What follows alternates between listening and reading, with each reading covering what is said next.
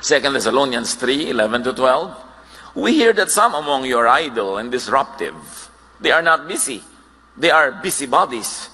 Such people we command and urge in the Lord Jesus Christ to settle down and earn the food they eat.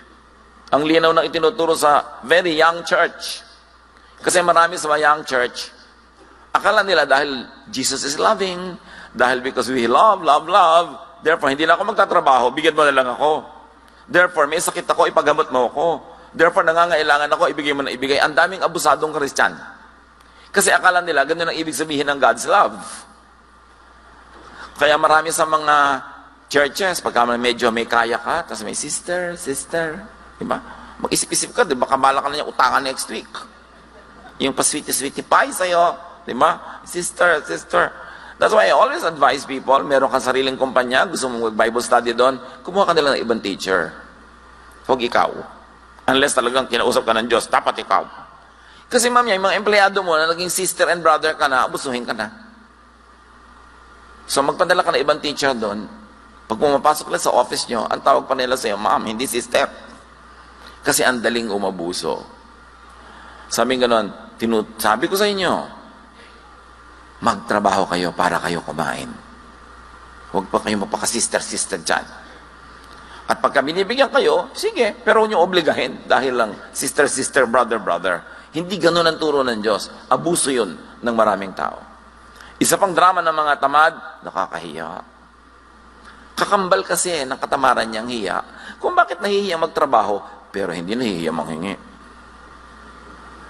Nahihiyang magbanat ng pawis, ng buto at magpapawis. Nahihiyang makita na nagtatrabaho ng mga menial job, so to speak.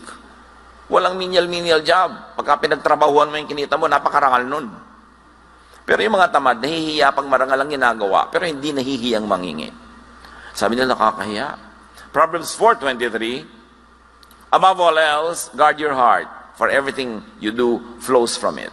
So guard your heart, guard your mind. Ibig sabihin, pakaisip-isipin mo kung anong iniisip mo at piliin mo kung ano ang dapat ikahiya.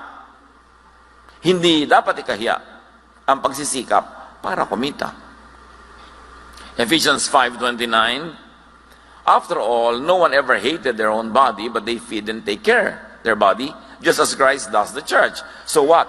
We have to take care of our body, we have to feed our body mula sa ating pinagpaguran. Liban na lang tayo sobrang bata, sobrang tanda, o sobrang hina at may sakit.